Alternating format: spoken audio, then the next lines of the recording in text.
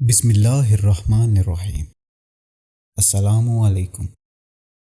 ایک شخص کو اپنے خاندانی معاملات میں تلخی کی وجہ سے اپنے سسر سے شدید ناراضگی تھی۔ اس کی طبیعت میں ضد اور سختی نمایاں تھی۔ ایک دن جب اسے کسی تجارتی ضروریات کی وجہ سے دوسرے شہر روانہ ہونا پڑا تو اس نے جاتے وقت اپنی اہلیہ کو سخت تنبیہ کرتے ہوئے الفاظ کہے، اگر میری غیر موجودگی میں تم نے اپنے والد کے آستانے پر قدم رکھا تو جان لو کہ تم مجھ سے ہمیشہ کے لیے جدا ہو جاؤ گی، 3 طلاقیں تم پر لاگو ہو جائیں گی۔ یہ الفاظ گویا ایک غیر مرئی کفل تھا جو عورت کی زندگی میں پڑ چکا تھا۔ شوہر روانہ ہو گیا اور بیوی نے ان الفاظ کو ایک امانت سمجھ کر دل میں محفوظ کر لیا۔ دن گزرنے لگے، وقت اپنا سفر طے کرتا رہا۔ اسی دوران عورت کے والد پر بیماری کا سایہ گہرا ہوتا گیا۔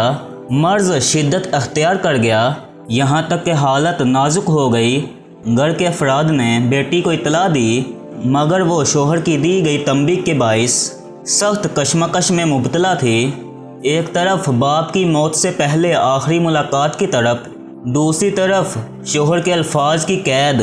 ماں نے پیغام بھیجا، بھائیوں نے التجائیں کی، مگر وہ صبر کے بندھن میں بندھی رہی۔ وہ ایک بے بسی کا مجسمہ بن چکی تھی، یہاں تک کہ خبر آئی والد کا انتقال ہو چکا ہے۔ دل صدمے سے چور ہو گیا، مگر وہ اپنی جگہ پر خاموش رہی۔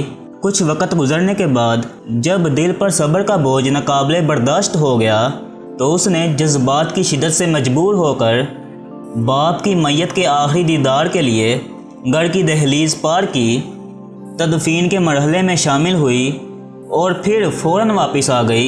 اس سارے عرصے میں اس کے دل پر کیا بیتی وہ بیان سے باہر ہے۔ کئی ماہ بعد جب شوہر واپس لوٹا تو اسے سسر کے انتقال کا علم ہوا تو اس نے بیوی سے پوچھا کہ آیا وہ اس کے دیے گئے حکم پر قائم رہی یا نہیں۔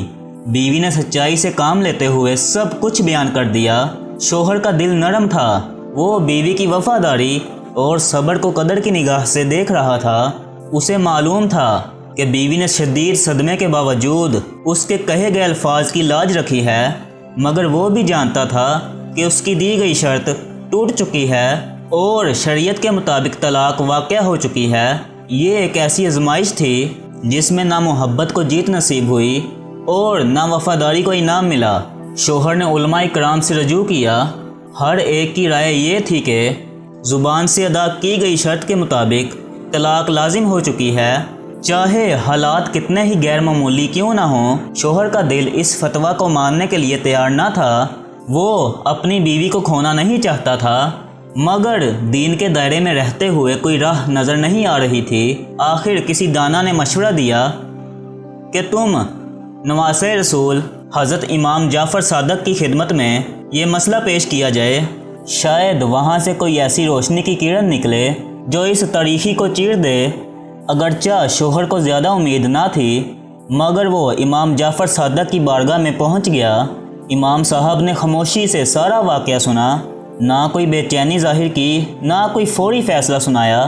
پھر تھوڑے وقفے کے بعد فرمایا، تمہاری بیوی آج بھی تمہاری زوجہ ہے، تمہارے اور اس کے درمیان کوئی طلاق واقع نہیں ہوئی، تم بلا کسی کفارے کے اس سے رشتہ زوجیت قائم رکھ سکتے ہو۔ شوہر کے دل میں گویا امید کے چراغ روشن ہو گئے۔ اس نے حیرت اور خوشی کے ملے جلے جذبات کے ساتھ امام صاحب سے دریافت کیا کہ ایسا کیوں؟ تمام علماء تو طلاق کے واقع ہونے پر متفق تھے۔